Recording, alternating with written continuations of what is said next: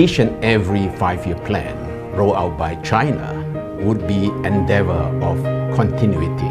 The participation of people is not just a mere slogan, but rather it is part and parcel of your practice of your democracy. The Chinese modernization provides a new template to all of us.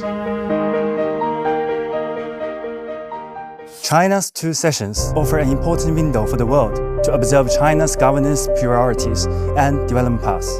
We spoke with Mr. Ang Ket, former Deputy Speaker of the lower house of the Malaysian Parliament, to hear his views on the 2 sessions, China's governance model and Chinese modernization.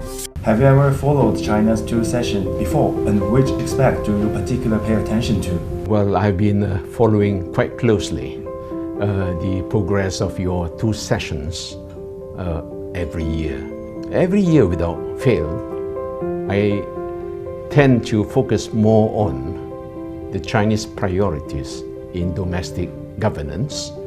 And when I talk about priorities of your domestic governance, specifically, I'm more inclined to focusing on issues like the GDP, of course, job opportunities, and also food production. This year, 2026, marks the beginning of China's 15th 5-year plan. China's 5-year plans serve as comprehensive blueprints for the country's economic and social advancement, outlining goals, strategies, and priorities for each planning cycle. So in your view, what role does China's political system play in its social and economic development? Each and every 5-year plan rolled out by China would be an endeavor of continuity. And that marks a difference between the Chinese governance vis-a-vis governance of many other countries in the world. So far, what really interests me most now would be the participatory democracy practiced by China before the formulation and rollout of your 5-year plan, including your upcoming, the 15th 5-year plan.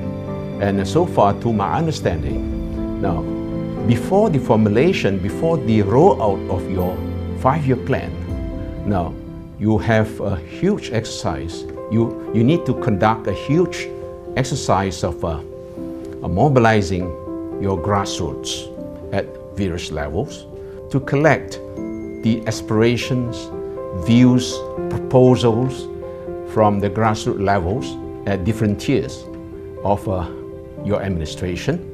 You still need to go through it, sift through it, before you can crystallize into some implementable policies.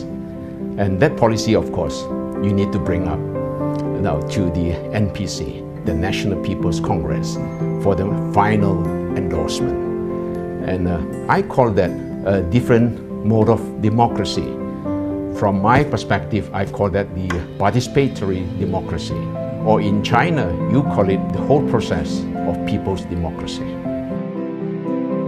In your mode of democracy, I could see that the participation of people is not just a mere slogan, but rather it is part and parcel of your practice of your democracy.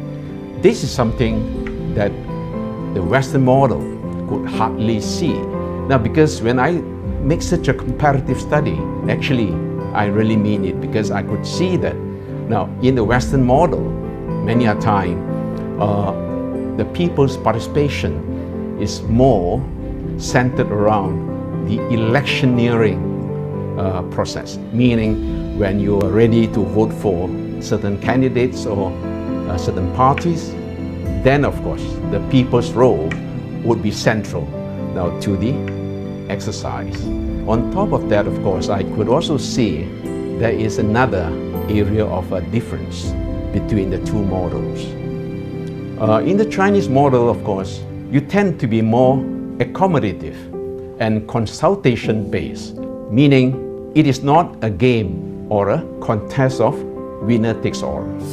Chinese modernization is another concept that has attracted increasing international attention in recent years. It refers to a modernization path rooted in China's national conditions. So how do you view China's modernizations and what lessons or experience it offers to other countries?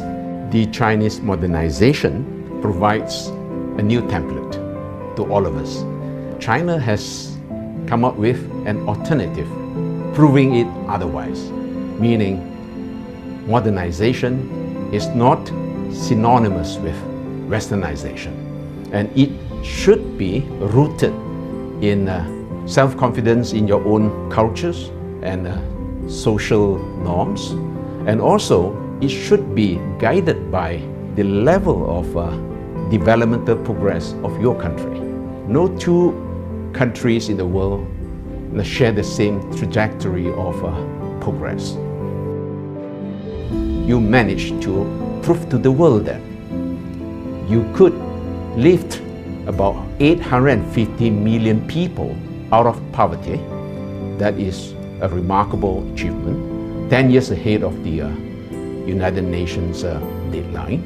And also on top of that, now it becomes a template for many others to emulate. I think this in itself is a remarkable feat in the history of humankind.